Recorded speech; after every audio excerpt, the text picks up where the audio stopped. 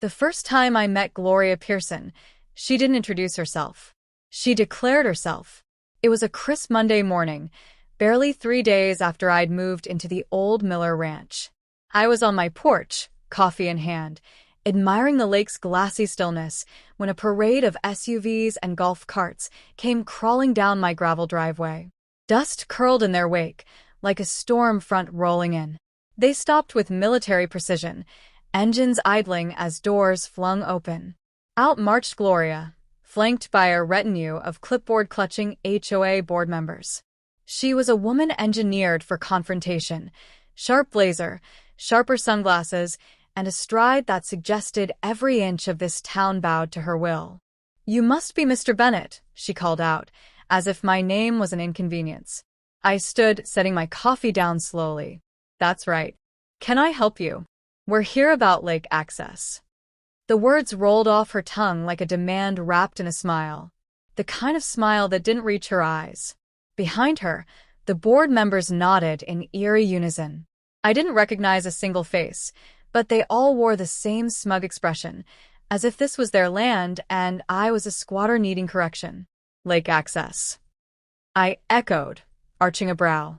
"You're going to have to be more specific." Gloria took a step closer, her heels crunching on the gravel with calculated weight. "The lake is a cherished part of the Maplewood community. Historically, homeowners have had open access. We expect that tradition to continue. You'll need to provide the HOA with gate keys and, of course, sign the compliance agreement." There was no please. No request. Just a pronouncement, as if her word reshaped property lines. "Let me stop you right there," I said, my tone sharpening. "I bought this land, every acre of it. That lake, those docks, even this driveway. None of it falls under your HOA's jurisdiction." Gloria's smile thinned. "That's a complicated perspective. You see, the HOA has always managed lake access. The community expects it. The previous owners understood how things work." I crossed my arms. "The previous owners aren't here anymore. I am."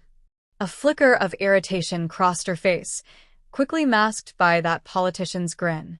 "Mr. Bennett, Maplewood prides itself on community harmony. It's unwise to position yourself against it. Surely you don't want to start off on the wrong foot with your neighbors." It was subtle, a veiled threat dressed as neighborly advice. I stepped off the porch, meeting her gaze without flinching. "I'm not looking for trouble, but I also didn't move out here to have strangers dictate what I do on my own land. This lake isn't a public park, and I'm not interested in your HOA." The murmurs started then, low, disapproving hums from her entourage. Gloria raised a hand, silencing them as if conducting an orchestra. "I see. Well, Mr. Bennett, the HOA can be very persuasive. We have procedures, influence. I'd hate for this to become unpleasant." It was meant to rattle me. It didn't. "I suggest you leave my property," I said, voice calm but firm. "This conversation's over." For a moment, there was a tense stillness. Gloria's lips pressed into a thin, disapproving line, but she pivoted on her heel with a practiced grace. "This isn't finished," she called back, waving her hand dismissively. "We'll be in touch." The group retreated, piling back into their vehicles with choreographed efficiency. Engines roared, gravel scattered, and within seconds, the uninvited parade had vanished, leaving behind only dust and a sour taste in the air. I stood there for a long moment, staring out at the lake. The sun had risen higher, casting shimmering ripples across the water. It should have been peaceful. It wasn't. I hadn't been naive. I knew HOAs could be overreaching, petty, even aggressive. But what struck me wasn't their assumption of control. It was how casual, how entitled it all seemed. As if my ownership was a technicality they intended to correct.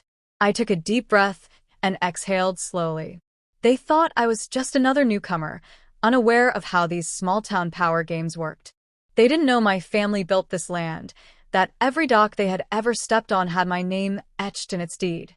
They'd soon learn. And when they did, it wouldn't be a conversation. It would be a reckoning. The next strike didn't come with SUVs and clipboards. It came in envelopes. By the end of the week, my mailbox was stuffed with a growing pile of compliance notifications. Each letter had the HOA's gold-embossed crest at the top, a symbol they clearly mistook for legal authority. The language was polite enough, but every sentence dripped with condescension. Your failure to provide community access violates established neighborhood traditions. Please submit key copies within 5 business days to avoid formal action. I trashed them all. But Gloria Pearson wasn't the type to accept silence as an answer. 2 mornings later, I found a crew of landscapers on my property. Strangers in neon vests were trimming the hedgerows lining the lake, setting up bright orange flags along the shoreline. Their trucks were emblazoned with Maplewood Community Improvement Initiative. I didn't bother asking who sent them. Who's supervising this? I asked, approaching a man adjusting a surveyor's tripod. He looked up, surprised. We're here to clear access paths to the docks. HOA request. Standard maintenance. On whose property? He hesitated, glancing around like a kid caught sneaking candy. We were told this was public access. It's not. You're trespassing. That was when Gloria appeared again, as if summoned by confrontation. Mr. Bennett, good morning, she chirped, stepping from behind one of the trucks. Her sunglasses were different, but her attitude hadn't changed. I trust you received our letters. I did, I said flatly. And I ignored them. She gave a sympathetic sigh, as if speaking to a stubborn child. We're simply continuing community upkeep. You're new, so perhaps you don't understand how things work. The HOA has maintained these docks for years. You mean you've been trespassing for years, I corrected. That ends today. Gloria's smile faltered, but only for a second. Mr. Bennett, this community values cooperation. I'm trying to offer you a way to belong. Refusing us will only cause friction you don't need. I don't need your access paths. I don't need your bylaws. And I certainly don't need your permission to manage my own land. The workers had stopped by now, sensing the tension. Gloria, not one to be outmaneuvered on her own turf, switched tactics. I suppose we'll have to escalate this through official channels then, she said, pulling a sleek tablet from her bag. The zoning board, property code enforcement, environmental committees, there are procedures for handling obstinate property owners. She was bluffing. I could see it. But the threat was designed to wear me down, to make me doubt, to make me bend. I'll save you the trouble, I said calmly. Call whoever you like. But if anyone steps foot on this property again without my permission, the next conversation will be with the sheriff. For a moment, Gloria's composure cracked. A flicker of something flashed across her face, annoyance, calculation, maybe even respect, but it vanished as quickly as it appeared. Suit yourself, she said, waving her hand to signal the crew. They packed up in awkward silence, avoiding my eyes as they loaded their tools. Gloria lingered until the last truck pulled away, her gaze fixed on me like a chess player who had just lost a pawn but was already plotting her next move. But she wasn't done yet. The next day, signs appeared overnight. Literal signs. Large, professionally printed boards hammered into the ground along the public road bordering my property. Lake access closed due to non-compliant resident. Smaller flyers were taped to mailboxes across the neighborhood, painting me as the villain. One man is denying our community a century-old tradition. It was a smear campaign, crude but effective. By the weekend, the glare started. Joggers slowed down to scowl. Neighbors I hadn't even met yet whispered behind picket fences. Gloria had turned me into the neighborhood pariah. But what she didn't realize, what none of them realized, was that I wasn't rattled. I wasn't the outsider she thought I was. Maplewood had forgotten its history. They'd built their community on borrowed land, assuming the handshakes of the past would hold in the present. They were about to get a painful reminder that deeds, not traditions, decide ownership. Gloria thought this was a battle of wills. She was wrong. This was a war of facts. And I had the arsenal. Gloria Pearson believed she was waging a war of attrition. She thought if she kept applying pressure, paper cuts of bureaucracy, whispers of community outrage, I'd fold like every other homeowner who had crossed her. What she didn't know was that I wasn't fighting on her battlefield. I was preparing for the kill shot. I spent the next 3 days not in heated arguments, but in quiet, deliberate research. The county records office became my war room. I sifted through every property deed, zoning map, and legal plat tied to the Miller Ranch. The lake, every dock, every square foot of shoreline. It was all there, inked in official documentation, with a paper trail stretching back to 1894 when my great-grandfather built the first dock with his own hands. The HOA had never owned a single inch of it. Their so-called tradition was a house of cards, propped up by informal handshake agreements with past owners who didn't have the will or the patience to challenge them. But I wasn't them. With the help of a sharp-tongued real estate attorney, we drafted a cease and desist order that wasn't just a polite warning. It was a legal gauntlet. Trespassing notices were filed with the sheriff's office, meticulously citing property lines. But the real blow came with the demand for retroactive leasing fees. For over a decade, the HOA had used those docks for their community events, fishing tournaments, boat parades, even weddings, without paying a dime. That was about to change. When my attorney calculated the unpaid usage fees, the total surpassed $250,000. Gloria Pearson's HOA was about to learn what it felt like to be on the receiving end of a compliance demand. I could have delivered the documents quietly, sent a registered letter, and waited. But Gloria hadn't given me that courtesy. She'd made her accusations public, plastered my name on signs, turned my property into a neighborhood spectacle. So, I returned the favor. The next Maplewood HOA board meeting was their usual spectacle of self-importance. Residents packed into the clubhouse, sipping coffee, murmuring about lawn care regulations and noise complaints. Gloria stood at the podium, basking in her element, until my lawyer walked in. She wasn't subtle about it. She carried a thick binder, thudding it onto the front table with a weighty authority that silenced the room. "Ladies and gentlemen of the Maplewood HOA," she began, voice sharp as a blade. "I represent Nathan Bennett, legal owner of the Miller Ranch and Lake. My client has instructed me to present you with formal documentation regarding unauthorized usage of his private property." Gloria's face stiffened. "This isn't the time or place for—" "Oh, but it is," my lawyer interrupted, flipping open the binder. "Given that the HOA has chosen public channels to make claims against Mr. Bennett, it's only fair these facts are addressed in the same forum." The room shifted, murmurs turning into a ripple of unease. She proceeded to lay out every deed, every survey, every inch of legal proof that dismantled Gloria's narrative. The HOA had no legal claim, no jurisdiction. The docks they so proudly paraded as community assets? Private property. Then came the financial reckoning. As per state trespassing statutes and unauthorized usage of private docks for HOA-sponsored events, my client is entitled to demand retroactive leasing fees. Based on usage records and documented events, the outstanding amount due totals $257,400. Gloria's lips parted, but no words came out. The room was dead silent. "I suggest," my attorney continued, "the board considers settlement discussions before this escalates into formal litigation." The board members, once Gloria's silent army, now shifted in their seats, avoiding her gaze. A few exchanged whispered curses. Gloria's power was unraveling before her eyes. She tried to salvage control. "This is an ambush. We've always had access. The community has rights." "No, Miss Pearson," my attorney cut in coldly. "Communities don't create property rights through repetition. They are earned through ownership. And you have none." By the time the meeting adjourned, Gloria's voice had been reduced to a hollow echo. Residents who once rallied behind her were now murmuring about resignations, legal liabilities, and special assessments to cover potential fines. The once unified front of the HOA had fractured into a panic-stricken crowd.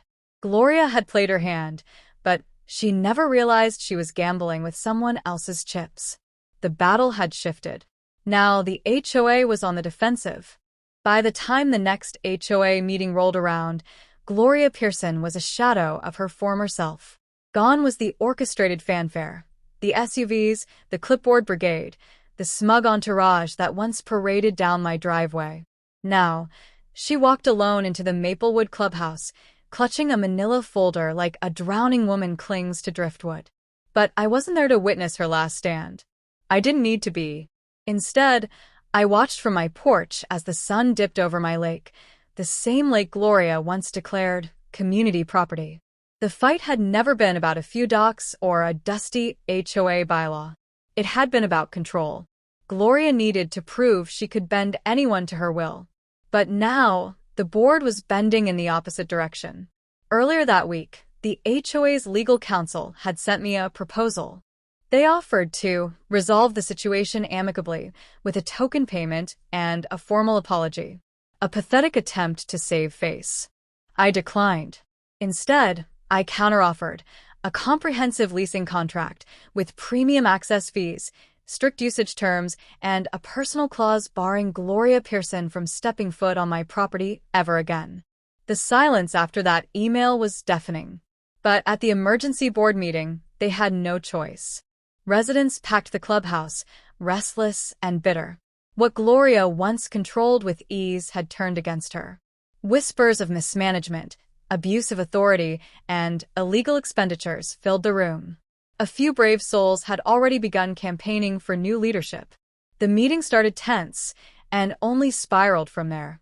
Gloria attempted to regain her footing, launching into a familiar speech about community heritage and neighborly cooperation, but it fell flat. Every word sounded hollow now, every gesture rehearsed. Then, the treasurer stood up, a mild-mannered man who had always been her lapdog. Tonight, his tone was different. We've received documentation confirming Mr. Bennett's sole ownership of the lake and its adjoining structures. The board has reviewed the legal consequences of unauthorized usage and finds itself exposed. That word, exposed, hung in the air like a death knell. Gloria's composure cracked. I did what was best for this community, she snapped, slamming her hand on the podium. For decades, we've used that lake. You're all spineless if you think we should surrender to an outsider waving paperwork. But no one applauded. No one nodded. Even her once sycophantic allies stared down at their meeting agendas, as if hoping the printed words might swallow them whole. The treasurer cleared his throat. Ms. Pearson, the board has voted to remove you as president, effective immediately. It was over. The queen had been dethroned. Gloria's final outburst was a hissed warning, something about fighting this to the bitter end, but it landed with all the weight of a wet napkin. She gathered her folder, stormed out of the clubhouse, and for the first time, nobody followed. I received a call the next morning. Mr. Bennett, this is Carl from the HOA board. We've accepted your terms.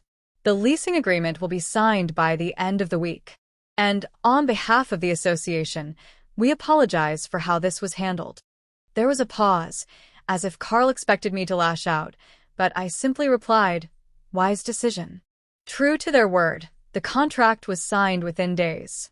The HOA would now pay annual leasing fees for dock access, at rates that made their community events a very expensive tradition. Usage hours were restricted. Maintenance responsibilities fell entirely on them. Any violation would trigger immediate legal penalties. And Gloria? She vanished from the Maplewood social scene, her reputation reduced to whispers and cautionary tales. Last I heard, she'd put her house up for sale, unable to stomach living in a neighborhood where her throne had crumbled. As for me, the transformation was immediate. Neighbors who once scowled in passing now offered polite nods. A few even mustered awkward attempts at small talk. The same people who parroted Gloria's demands were now eager to pretend none of it had happened. I didn't mind. Let them pretend. Because every evening, as I sat on my porch watching the sun melt into my lake, I knew the truth. The docks, the water, the land beneath their carefully manicured feet, it all belonged to me. They could fish, they could boat, they could picnic on their leased docks, but every time they did, they'd remember who really owned this lake. Gloria had tried to make me bend. Instead, I made them bow.